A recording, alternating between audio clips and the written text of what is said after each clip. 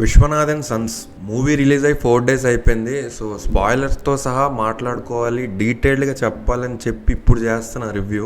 ఓవరాల్గా మూవీ అయితే నాకు నచ్చలేదు భయ్య. ఇప్పుడు మనం కాసేపు బట్లిప్ మాట్లాడుకుందాం. పాజిటివ్ నెగిటివ్స్ అన్నీ అంటే ఒక డివిజన్లో కాకుండా లైన్గా కొన్ని పాయింట్స్ రాసుకున్నాను నేను. లైన్గా మాట్లాడుకుందాం. వాటికి మీకేమనిపించిందో తర్వాత కామెంట్స్లో చెప్పండి. సినిమా చూసుంటే, చూడకపోతే చూసొచ్చి ఈ రివ్యూ చూసి అప్పుడు మీ ఒపీనియన్ కామెంట్ చేయండి. అంటే ఫస్ట్ ఆఫ్ ఆల్ ఒక ఫ్యామిలీ మూవీ, ఒక సింపుల్ ఎమోషనల్ డ్రామాకి నేను ఇంత బ్యాడ్గా రివ్యూ ఇస్తాను నేను అనుకోలేదు. సో మాట్లాడుకుందాం, అసలు నాకు ఎందుకు అంత బ్యాడ్గా అనిపించిందో మాట్లాడుకుందాం. ఫస్ట్ది టోటల్ మూవీ నాకు చాలా ఆర్టిఫిషియల్గా అనిపించింది. ఏ క్యారెక్టర్కి నేను కనెక్ట్ అవ్వలేదు, ఏ పాయింట్లోనే కనెక్ట్ అవ్వలేదు. ఇప్పుడు మేబీ మీరు వచ్చి rich people, rich life style వాటికి నువ్వు అంటే అది తెలిస్తేనే నువ్వు రిలేట్ అవుతావు అలా అంటే సరే, అది కూడా అనుకుందాం. బట్ ఎక్కడ నాకు rich characters, rich life style చూపిస్తున్నట్టు అనిపించలేదు. నాకు ప్రాక్టికాలిటీకి చాలా దూరంగా ఉంది. రిచ్ అయితే అది అన్రియలిస్టిక్గా ఉండక్కర్లేదు కదా.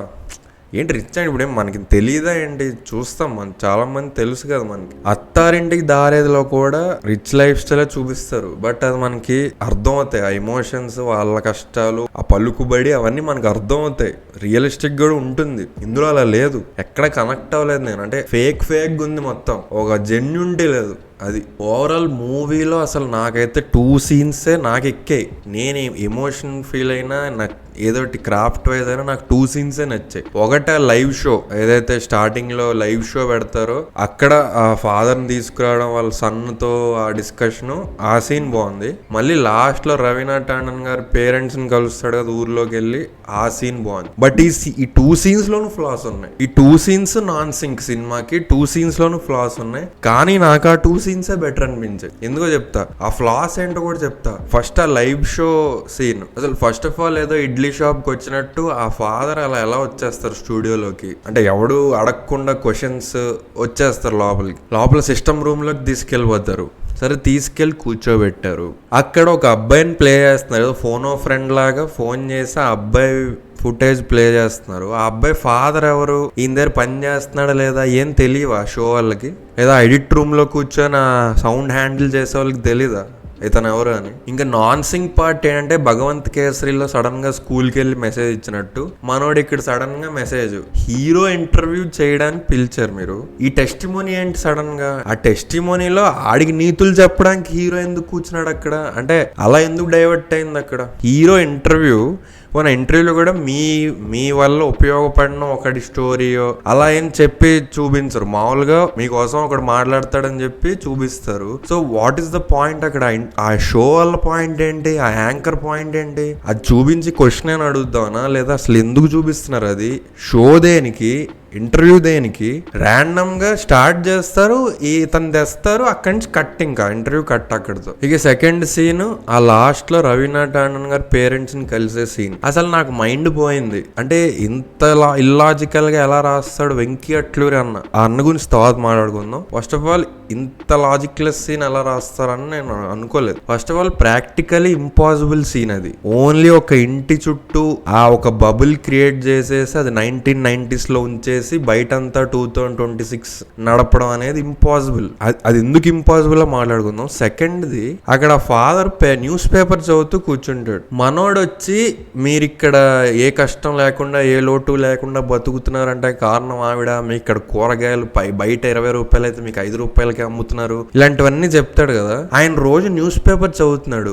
బయట ఏంటి పరిస్థితి, అసలు ప్రపంచం ఎలా ఉంది, బయట రేట్లు ఎలా ఉన్నాయి, కూరగాయల రేట్లు, గోల్డ్ రేట్లు ఇవన్నీ వస్తాయి పేపర్లో. లేదా పేపర్ కూడా వేరే పేపర్లో ప్రింట్ చేయిస్తున్నారు రోజు వీళ్ళ కోసం. ఆ పేపర్లు వస్తాయి కదా, రేట్లు ఎలా ఉంటాయి, ఆ రేట్లు చూసి మాకేంటి ఇంత తక్కువగా అమ్ముతున్నారు అని ఎప్పుడు ఈయనకి డౌట్ రాలేదా? 30 ఏళ్లలో అందరూ ఊర్లో వాళ్ళందరూ మాకు ఎందుకు హెల్ప్ చేస్తున్నారు, వచ్చి మమ్మల్ని గడప దాటనివ్వకుండా ఎందుకు చూసేసుకుంటున్నారు? ఈ డౌట్స్ ఎవరికి రావా ఆ హస్బెండ్ వైఫ్ ఇద్దరికి? అంటే సడన్ గా, అంటే అంత కోఇన్సిడెంటల్ గా 30 years గా ఎవడో ర్యాండమ్ గా కార్లో వెళ్తూ ఒంట్లో బాగాలేదా హాస్పిటల్కి తీసుకెళ్లాలా అనేయడం, డాక్టర్ వచ్చేయడం ఇంటికి, ఇప్పుడు ఒకసారి 2 సార్లు జరిగితే ఏదో అనుకోవచ్చు, ప్రతిసారి జరుగుతున్నప్పుడు మీకు రాదా క్వశ్చన్, మీరు ఆ ప్లేస్ లో ఉంటే నాకు ఎందుకు ఇవన్నీ చేస్తున్నారు, ఎవడరా చేస్తున్నాడు, నేను అడగకుండా నాకు ఎందుకు హెల్ప్ చేస్తున్నారని మీకు డౌట్ రాదా? అది పక్కన పెడదాం. ఊర్లో వాళ్ళు ఎవ్వరు, ఇప్పుడు వీళ్ళందరూ రవీనా మేడం మనుషులు కదా, వీళ్ళు యాక్చువల్ గా ఊర్లో వాళ్ళు కాదు, వాళ్ళ వర్కర్స్ ఇక్కడ వచ్చి వేషాలు మార్చుకొని పని చేస్తున్నారు.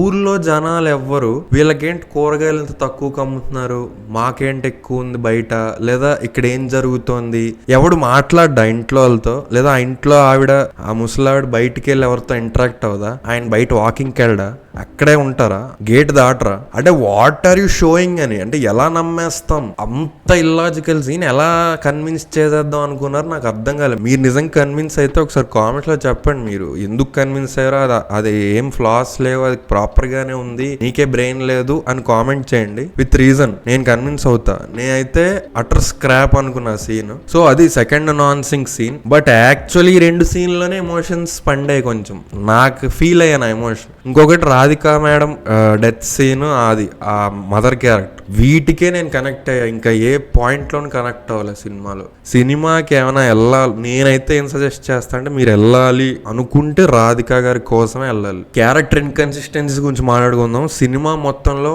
Only character which has no flaws, which is consistent is Radhika గారి క్యారెక్టర్. మిగతా ఎవరిది కన్సిస్టెంట్ గా ఉండదు.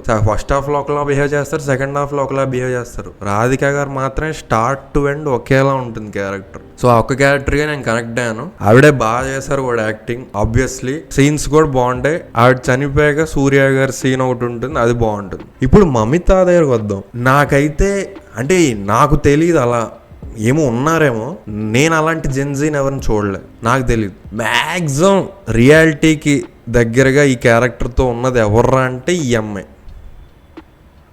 ఇలా ఉండొచ్చు అని ఎవరినైనా రిలేట్ చేయాలంటే ఈ ఒక్క అమ్మాయి నాకు తడుతుంది, ఇంకెవరు ఎగ్జాంపుల్స్ లేరు. అంటే అలా ఎవర్రా ఉంటారు, అంత ఓవర్ యాక్షన్, అంత ఓవర్ ఎగ్జాజరేటెడ్ బిహేవియర్, అంత జెన్జీ బిహేవియర్ నేను ఎవరిని చూడలేదు. సో నేను మమితా క్యారెక్టర్ కూడా కనెక్ట్ కాలేదు. యాక్షన్ చేసింది, బాగా చేసింది, అది అందరికి తెలిసిందే బాగా యాక్టింగ్ చేస్తుందని.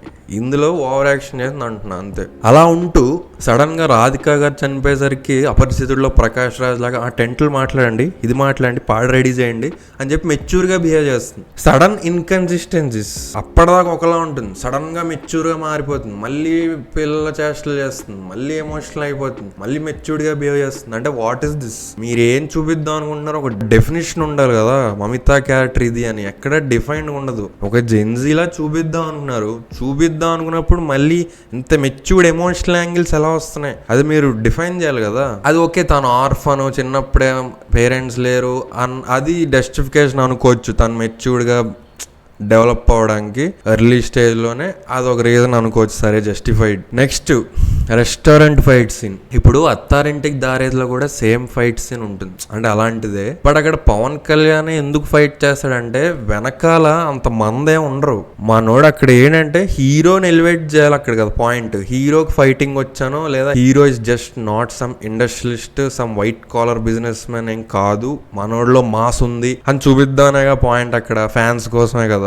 అలాంటప్పుడు అత్తారింటి దారిలో ఏం చేస్తారంటే, వెనకాల ఎక్కువ మంది ఉండరు, ఉండే వెనకాల కూడా అందరూ ఏజ్డ్. ఇప్పుడు అత్తారింటి దారిలో ఎంఎస్ నారాయణ, సీను, కొంచెం ఏజ్డ్ పీపుల్ ఏదో మామూలుగా వర్కర్స్ లా చూపిస్తారు, ఎక్కువ మంది కూడా ఉండరు. ఇందులో ఒక మంది ఉంటారు వెనకాల, బౌన్సర్లు విత్ హెవీ బాడీస్. వాళ్ళని పెట్టుకొని కూడా హీరో ఫైట్ చేస్తాడు. ఏ రిచ్ బిజినెస్ మ్యాన్ అయినా ఇలా చేస్తారా? సరే హీరోయిజం కోసం అనుకుంటే అప్పుడు వెనకాల అంత మంది ఉండకూడదు, వాళ్ళని తగ్గించాలి. వెనకాల ఏదో సాంగ్ కోరస్ కి నించున్నట్టు 2 rows ఉంటారు బౌన్సర్లు, కానీ ఈయనే ఫైట్ చేస్తాడు. నువ్వు కన్విన్స్ చేయాలనుకుంటే దానికి తగ్గట్టుగా ఉండాలి కదా సెటప్. అదంటున్నా నేను, నా వరకు చెప్తున్నాను. అందుకని అది కూడా నాకు కనెక్ట్ అవ్వలే. ఏందిరా ఈ ఓవర్ యాక్షన్ అన్నట్టు అనిపించింది. అలాగే సేమ్ ఆ ఊర్లో కూడా వెళ్ళి ఫైట్ చేస్తాడు. ఆ రవీనా గారిని అవమానిస్తారు కదా ఒక పొలిటీషియన్ బ్యాచ్, వాళ్ళతో ఫైట్. అగైన్ ఓన్లీ హీరోయిజం కోసమే, అవి సెన్స్ ఉండదు, సింక్ ఉండదు, ఏం ఉండవు. ఓకే, ఇంక ఎలివేట్ చేయాలి, ఫైట్లు పెట్టాలి కాబట్టి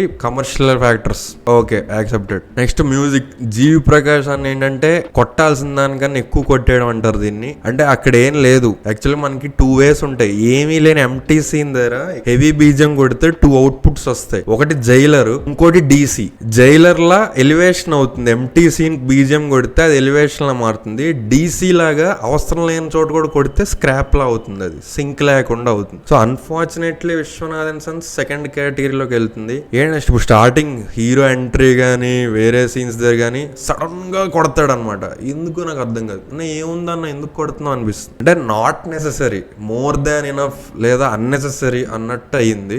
సాంగ్స్ బాగున్నాయి, బీజిఎమ్స్ బాగానే ఉన్నాయి. అది ఇంకా మ్యారేజ్ సీను అది అక్కడ సాంగ్ అన్ని నాకు కమ్ అండ్ గోలా వెళ్ళిపోయి అసలు మినిమం కనెక్ట్ అవ్వలేదు నేనైతే. ఇంకా నెక్స్ట్ ఆ నాజర్ గారి సీన్, అక్కడ తమిళ్ కామెడీ, ఆ extra marital affairs normalization, Bangkok ఇది అది అని చెప్పి, అంటే ఇంకా ప్యూర్ తమిళ్ ఫ్లేవర్ కామెడీ. నాకు మన తెలుగు డైరెక్టర్ వెళ్ళి తమిళ్ ఫ్లేవర్ తీయడం అనేది నాకు నచ్చలేదు.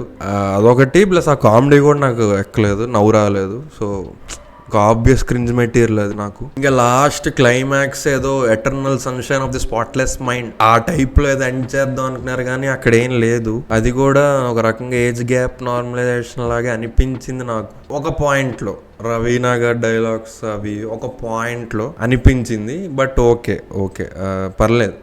ఆ పే ఆఫ్ షాట్ అయితే బాగుంది. అంటే మమిత లాస్ట్ లో ఫోన్ చేయగానే నేను కీప్యాడ్ ఫోన్ ఎత్తడం, ఆ సీన్ అందరికీ నచ్చింది, నాకు నచ్చింది. Good scene. లక్కీ భాస్కర్ లో కూడా అలా ఉంటుంది కదా, జ్యువెలరీ షాప్ లోకి రానివ్వకపోతే వెళ్ళి కార్ కొనుక్కొని వచ్చి అది చూపిస్తాడు. సో ఓకే, అలాంటి ఇంటెలిజెంట్ సీన్స్ రాస్తున్నాడు వెంకీ అన్న. సో అది ఇంకేం సీన్స్ ఉన్నాయంటే సీన్ టు సీన్ అలా కూనీ చేయడం నాకు ఇష్టం లేదు. బట్ నా మీనింగ్ ఏంటంటే నేను ఏ సీన్ కి కనెక్ట్ అవ్వలేదు అనేది నా మీనింగ్. మీరు ఇప్పుడు నేను చెప్పిన పాయింట్స్ కి మీ వర్షన్ ఏంటో కామెంట్ చేయండి. ఇప్పుడు ఏంటంటే same in the league of Guntur Kaaram, Ala Vaikunthapurramuloo, Agnyaathavaasi, Brahmotsavam, Sarileru Neekevvaru ఇవి రిలీజ్ అయినప్పుడు కూడా నేను అంత బ్యాడ్గా ఉంటే నేను ఎక్స్పెక్ట్ చేయలే. థియేటర్కి వెళ్ళాక అట్టర్ స్క్రాప్ చూసి నేను షాక్ అయ్యాను, ఏంటి మరీ ఇలా ఉన్నాయని చెప్పి. మినిమం గ్యారంటీ ఉంటాయి సీన్స్ అనుకున్నా. సో ఇది అంతే, నాకు ఆ మినిమం గ్యారంటీ సీన్స్ కూడా కనిపించలేదు. So another quality director losing credibility అనిపిస్తుంది నాకు కమర్షియలైజేషన్ లో పడి. ఎలా అయితే పరశురామ్ గారు, త్రివిక్రమ్ గారు, సుకుమార్ గారు వీళ్ళంటే కమర్షియలైజేషన్ లో పడి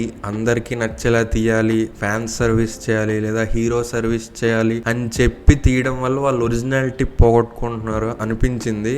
అదే లిస్ట్ లోకి ఇప్పుడు వెంకీ అన్న యాడ్ అవుతున్నారు అనిపిస్తుంది. అనవసరంగా స్ట్రెంగ్స్ ని పక్కన పెట్టి ఏదో చేయాలి, అందరికి నచ్చేలా తీయాలి, మీడియాకర్ ప్రొడక్ట్స్ ఇస్తున్నట్టు అనిపిస్తుంది. అంటే నేను చెప్తున్నంత దరిద్రంగా కూడా లేదు, నాకు కూడా అంత దరిద్రంగా అనిపించట్లే. మీకు పాయింట్ టు పాయింట్ చెప్తుంటే కూనీ చేస్తున్నట్టు అనిపిస్తుంది కానీ అంతే. మరి నెక్స్ట్ వీడియోలో కలుద్దాం, అంతవరకు ఎంజాయ్ చేయండి. ఉంటాం మరి, బాయ్.